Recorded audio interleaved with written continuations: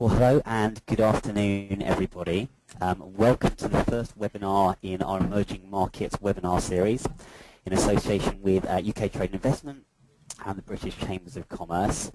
My name is Matt Halfin and I'm Head of Marketing at Open to Export. For any of you that are new to our webinars, new to Open to Export, Open to Export is a free online community where UK businesses come together to help each other become better, smarter and more confident about doing business abroad. And we're very proud to be supported by our founding partners, UK Trade and Investment, the Federation of Small Business, the Institute of Export and HIBU. If you haven't already, please do check out the site. There's a wealth of articles, webinars, forum discussions about anything to do with export. And don't worry about taking notes for this webinar. We'll be recording the webinar and uploading it to our YouTube channel, which is youtube.com/open-to-export. That'll go up in the next couple of days to view the webinar in full and all previous webinars on demand. In terms of runtime, we're due to run for half an hour for this webinar, so we'll be aiming to finish around 2:30. So the purpose of this first webinar, which is one of 4 in this series, is to give you an overview of an initiative between British Chambers of Commerce and UK Trade and Investment, which will provide businesses with a fantastic range of services from local experts to help you research, break into and expand in high growth but often harder to access markets. The rest of this series will feature local experts sharing insights about the opportunities and key considerations of doing businesses in these 3 regions. So you can see 8th of July we've got a focus on Central and Eastern Europe. On the 22nd of July a focus on emerging Latin America, looking at markets such as Mexico, Chile and Colombia, and on the 5th of August a focus on Southeast Asia, so looking at markets such as Malaysia, Indonesia and Vietnam. But in terms of today's webinar, we're very lucky to have Chris Southworth, who is the Executive Director of Global Partnerships at the British Chambers of Commerce, to talk you through the gamut of support that's on offer and explain how it can help you. And Chris Gaunt, who's just appeared up there in the webcam window, who's Chairman of the British Chambers of Commerce in Turkey, to explain how his team is actually doing this with businesses, helping them on the ground and how he can help you. Also in the audience we have Amo Kalar, the head of the International UK Business Network Programme in UK Trade and Investment. So if you have any questions at all about this, please ask them using the chat box, the question icon in the interactive panel on your right hand side, and you have the very best people here to answer any of those questions. If we don't have time to cover those questions on the webinar itself, we'll make sure that someone comes back to you in the next few days. So that's it from me, and so without further ado I'd like to hand over to Chris Southworth, who's going to talk you through this initiative. Hi, I'm Chris Southworth, responsible for international trade strategy at the British Chambers of Commerce. The British Chambers of Commerce works on behalf of 52 accredited UK chambers across the UK, located in every region, every major city, every major county. As a network, we help provide a practical front door to international trade support from both government and the private sector, and are doing everything that we can to help UK exporters. We're picking up some very positive signs of export-led recovery. Export sales and orders are the highest level since 1995, and the percentage of exporters in our network has doubled since 2011. This is fantastic news for the UK economy overall, but importantly for UK business. But there's an awful lot more that we can do to help. Most of our overseas British business networks are chambers of commerce, so it makes great sense to better connect our UK chambers with our overseas business networks to create an overall international UK support base. That is why we have a major program of work underway with UK Trade and Investment to create an accredited international UK business network. The kind of international business-to-business network that our competitors benefit from, with core support services, easily accessible business advice from people who know exactly how to set up a business in foreign markets. Next slide, please. Our objectives are very simple: to provide more practical business-to-business support in addition to government support, so that overall we can provide a wider range of export support to UK business. Second objective is to provide more support where it's needed most, so we are focusing very much on high growth emerging markets and providing more connected, seamless support between UK Chambers of Commerce and overseas business networks. Our overseas business networks have been carefully selected through consultation between the Foreign Office, UK Trade and Investment, and leading businesses in each of markets. Exporters will have now one approved business-to-business provider per market, providing global quality assured services, saving businesses time and cost in searching for help. Each overseas business network is supported by leading UK businesses operating overseas with experienced exporters in their networks who can help ensure small companies get the support that they need. Next slide, please. Creating an international UK business network is a new initiative. It was launched by the Prime Minister in November 2012. We're very much focusing on 41 high-growth emerging markets, the strategic high-growth markets where UK businesses need most help. In time, we'll be able to provide more business-to-business support in all 41 markets. This diagram here shows a current status report of where we are. In blue is where more support is now on offer to you. In green are markets where more support will be available by March 2015. And then in grey are markets where more support will be available, but will take us more time to get networks set up and have the right capabilities to offer more support. By March 2015, 20 of our overseas networks in blue will be accredited by the British Chambers of Commerce, providing that quality assurance for you, and the rest will follow in due course. Already we've had a whole series of firsts in the programme. We now have 22 overseas networks delivering core international trade services, with 8 more in the pipeline before March 2015. We now have 64 overseas business networks and UK chambers, all digitally connected on Export Britain and Open to Export. And we've had 20 overseas business networks visiting in the UK this year, a first, more than ever before, making business support more accessible and visible to UK business here. We're also about to launch the first Chamber of Commerce in Myanmar, which will be a very exciting opportunity to create access and support into a totally unique new market. Next slide, please. So what kind of international trade services can you expect? We now offer core international services under 4 core categories on the right-hand side. These are all very practical services to help you get set up and build your export business. All the blue markets that we saw on the slide previously now have this on offer to you. Smaller markets like Vietnam will be able to provide a core offer of these 4 core categories. Larger markets like China and Turkey will be able to provide these core international services plus more additional services, which you'll get to hear a little bit more from Chris Gaunt shortly. All of this is in addition to the support available to UK trade and investment. Next slide, please. Just to give you a feel for what these new services are, this is a snapshot of some of the visuals from our new range of British business centres. These are now available across a whole range of markets, and there are more in the pipeline.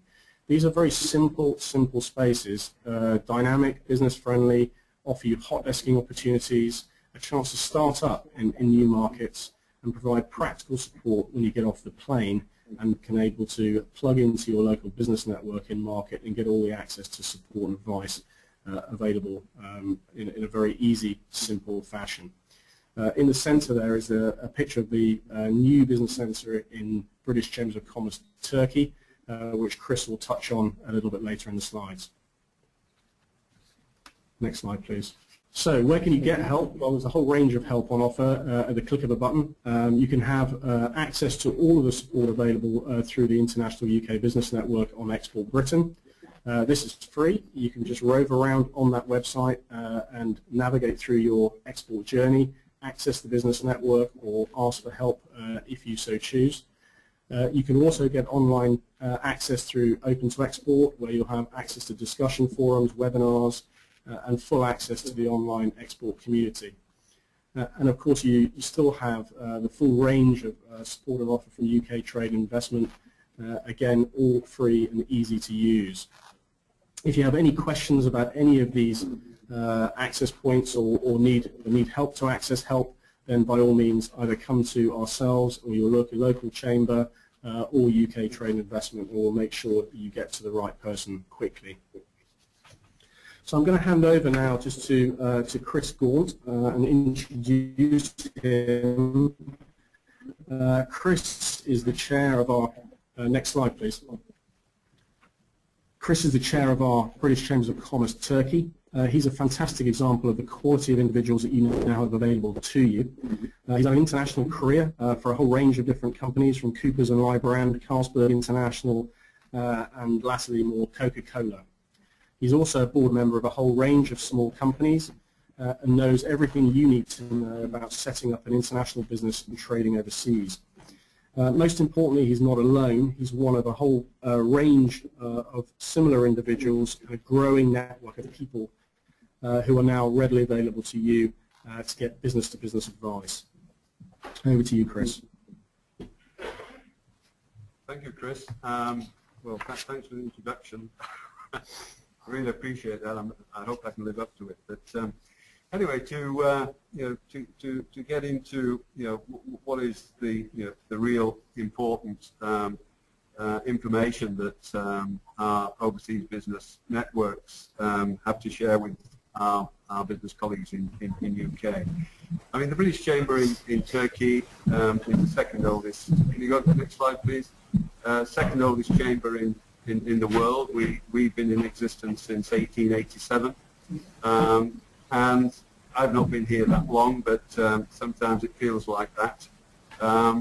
We have a vast database, as you can imagine. Over that period of time, we've built up a database both in Turkey and the region, and that's critical to all chambers, is having a database that they can work from that then gives the opportunity for British companies to access that database and ensure that they're engaging with the right people. I think another important factor here is, with all chambers in the overseas business networks, is their relationship with UKTI. I mean, my experience over the last 12 months since the UKTI initiative is, if the local relationship with UKTI and their team is working in alignment, then the whole initiative will work. And we've been very fortunate here in Turkey in that we have an extremely close relationship with UKTI, and we are totally aligned on their objectives and their strategic priority sectors that they're working on. So we are complementary to what UKTI are doing, and we are providing support for their activities. And it's a value exchange. We're also providing support to their events and activities as well. Our membership currently is around 380 members, covering around 28 sectors. You'll see from the chart below, the bar chart below, that over time it's actually developed with a bias towards consulting and legal services, which many of the old chambers tend to have favoured. I mean, that particular mix is something that we're looking to change now, to get a more balanced membership base that covers every aspect of doing business in Turkey, which includes manufacturing, getting into the technology sectors, and all the other priority sectors that are available to us. I mean, one significant indicator, one KPI that has come from the initiative, the extra resources that we've put into the chamber over the last 12 months, we've seen a dramatic increase in our membership. We've got a 30% year-on-year growth, and it's continuing to grow. And that's critical for future financial sustainability, that we do have this strong membership base. We have set ourselves a target for the end of 2014 of 450 members plus, and that will give us a strong platform on which to develop our services further going into the future. I mean, the other part of what we've experienced, again, over the last 12 months since the UK initiative came through, is, we were charged with enhancing our capability and providing better resources to British business, looking at Turkey as either a trading partner or as an investment opportunity. And we've managed to achieve that. We have totally new officers here. We have a new team of 7 professionals. We have the business centre that Chris referred to, which I'm sitting in at the moment. That business centre is being well used, and we've seen a number of companies that have come to Istanbul to look at the opportunity using our business centre. In terms of services that we're delivering, I mean, we are now offering a wide range of services, and we will add to that as we go forward. But they cover everything from market overviews through into market entry strategy support, sector analysis, tariff and customs, as well as providing the sort of advice that businesses need in terms of tax and legal. We also have strong contacts in providing HR support as well. So we're now offering a vast array of services that satisfy the needs of any British organisation looking to enter the market in Turkey, and particularly for SMEs who may have difficulty getting the right information. What we also do is due diligence on our subcontractors to ensure that the subcontractors actually are trustworthy and credible in terms of the services that they deliver, so that we can recommend with confidence these services to British companies. So this is all part of the mix. Is it a finished product? It's not. We're still working to develop our program. A lot will depend on the strategy of UKTI going forward. But we believe that we've reached a situation whereby we now have a very solid ecosystem for British companies to develop their business or enter the market in Turkey. Can we go on to the next slide, please? Okay. Now, we are involved in, again together with UKTI, in sector-focused events. I think this is critical to ensure that the opportunities in Turkey are both marketed well, that they are relevant, and that they do clearly indicate what the opportunities in the market are. I think everybody knows that Turkey has a very strong textile sector, and as that develops into a more branded approach by Turkish companies, then we ensure that we can provide British companies with partnership opportunities whereby they can link with the Turkish textile industry as that goes forward. And we have specifically put together some major events for the textile industry, as you will see there. Another area that's a great opportunity in Turkey at the moment is the digital marketplace. That is an opportunity again for British companies to engage in Turkey as the digital marketplace continues to develop and get more sophisticated. I mean, what Turkish businesses are now looking for. Turkey is very good at producing and manufacturing products, but in the main their industrial base has been built on supplying other brands and not developing brands of their own. They've also had opportunities to develop their R&D and technology, but that's been relatively slow. And now they're looking to investors and technology providers and R&D research facilities in UK, whereby they can accelerate that process. And we're very much at the centre of that in providing engagement with Turkish companies and UK companies in developing the technology opportunities that are evident in Turkey. Can we go on to the next slide, please? Yeah. Now, so I'm going to try and keep this within 10 minutes, which is not easy to do. But I mean, just to give you some examples of the case studies and the success that we have achieved with British companies here in Turkey. I mean, Devonish Nutrition, agriculture and animal farming, additives there. We helped them set up their organisation here by providing them with the right level of advice and guidance as to where to look to find officers, to employ people, to get the right tax advice, to get the legal advice, and ensure that their market entry is as risk-free as possible. Can we go to the next one? BRD Works. I'm not going to go through that in too much detail. Pretty much the same support that we've provided there that's now enabled BRD to actually set up their business, and they're engaging with 2 major construction projects here.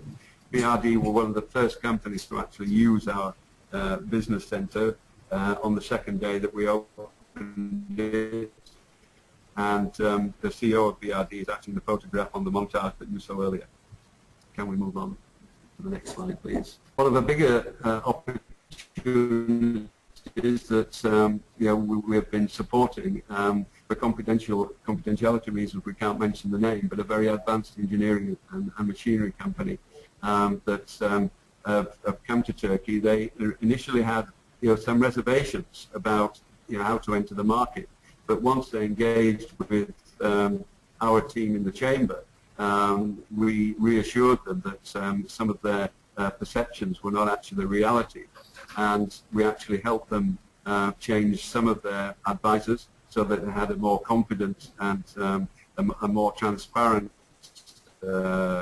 dialogue with the the various organisations that they were using. So we definitely helped them there. I think it's fair to say that if they had not come to the chamber, they would probably not come to Turkey. But after they did come to the chamber and they experienced the capability of our team and our knowledge of the market, that convinced them that this was the place to be. Move on. Well, just before I say thank you, I just want to make a few comments. I mean, all chambers in the OBN network, and I'm sure this definitely applies to the British chambers in UK, I mean, there has to be a value exchange, and that value exchange has to be transparent. You have to know and understand exactly what you're going to get and what your expectations are. And, we, together with other OBNs and together with Chris Southworth and his team, are now engaged in making sure that those expectations and those service opportunities and deliveries are widely communicated and marketing to our network, and that is critical for companies. They need to know exactly what they're going to get when they arrive, or before they arrive, preferably into market. And I feel that we're now on the first stage of developing that global infrastructure and ecosystem that provides British companies the opportunity to enter markets that they may not have considered, and they have the infrastructure that provides them with as risk-free market entry as they could possibly have. I think that as we do go forward, the opportunities will become more obvious, and we have to ensure that all the opportunities are communicated back to UK companies through the BC, British Chambers of Commerce, and through the various digital platforms that are now being established. Okay, thank you. That's all I've got to say. Thanks very much to both Chris Southworth and Chris Gaunt. We're running shy of time, but I'm hoping to slot in a couple of quick questions. The first is from Frank, who basically asks about services available in relation to regulation, monitoring regulatory issues that may change regularly. So he mentions commodity codes, and there may be sort of others as well. But for a company that's looking at multiple markets, do you provide any resources or services, or know of any that you'd recommend that can help a company keep tabs on changing regulation, particularly, I guess, in more sensitive areas? Shall I answer that? I think that's an excellent question. I mean, ultimately, our overseas network, people such as Chris, will be very plugged into what the local regulatory environments will be, as will UKTI. I think this is a perfect example where you'll have the British Business Network working in tandem with the UK government, keeping a close eye on access issues and lobbying usually together, or where it makes sense individually, to try and make the regulatory environment as easy and accessible to UK business as possible. I can't comment on this specific example, but if you'd like to email us or just drop a comment, I'm sure we can follow up. If I can just comment on that. Thanks, Chris. Anything to add, Chris? Can I comment, or is that possible? Yes, no, please jump in. Yeah. I mean, it's something that does crop up quite frequently. You know, either people have a misunderstanding or they get bad advice. And again, you know, this is where the overseas business networks come into their own, in that, you know, we have that advice, we have that understanding of you know, how to deal with problems of that nature, and you know, together with UKTI and the embassy, you know, we work together in solving those problems. But you know, that's typical of some of the issues that we have to deal with, and we deal with them exceptionally well. And I would recommend that if you do have issues like that, either you come through the BCC or direct to the chamber in market to solve that. Thank you. Okay, and thanks, guys. And final question. I think we've got time for just this one from Patrick. So just in terms of how to access these services, would you recommend to go via your international trade advisor, or direct to your local sort of international chamber, or you know, is it whatever channel sort of works for the business concerned? Yeah, well, the simplest way to access the service is through the new website, Export Britain. If you just go www.exportbritain.org.uk, you'll have all of the information you need. You can access it that way, or access it that way, or you could go to your local chamber, or you could go to UK Trade and Investment. There are multiple access points that will all point you in the right direction and make sure you get to the right support quickly and as simply as possible. Okay, thanks, Chris. And just to add to that, if you have a question about any international market, there's a discussion forum on Open to Export where you can ask any question, however specific, however sort of general, and get answers both from the accredited overseas network and also where that doesn't stretch from UKTI posts and other experts in our community. So no matter how specific your question, no matter how sort of familiar or unusual your market, you can ask a question on the Open forum and hope to get some good responses. So we're at 2:30. I think there's a few more questions, so we'll come back to you guys individually. Just to kind of wrap up, just a reminder that the slides will be on YouTube probably in about 48 hours. You can view this webinar, so apologies to the few of you who weren't able to see all the slides. It will be on YouTube, and we can email you the slides direct if you put in a request, along with all previous webinars. And we've already talked about the forum. If actually social media is easier and more immediate for you, if you tweet us as Open to Export, again with any export question, we'll find an answer from our community of exports experts. Just check out Open to Export, and it's very, very quick to register, just 30 seconds. So come and check us out. And just a final reminder, the next webinar in the series, so this was an introduction to the initiative about what you can get more generally. Each of the next webinars are going to be much more insight-led, so they're going to be about insights from local experts telling you about, you know, what are the opportunities by sector in different countries within those regions, what are the key things you need to think about when you're trying to do business in those markets, and how can you access the support of this accredited set of organisations. So two very eminent, experienced speakers on that webinar, and then for the rest of the schedule, see open to export, but similar for Latin America and Southeast Asia over the coming weeks. So all remains me to thank both our speakers, Chris Southworth and Chris Gaunt. Thank you very much for your time. If you have any questions after the webinar, don't hesitate to email us or ask a question on the Open Export Forum. And we look forward to seeing you on the next webinar on the 8th. Thank you very much.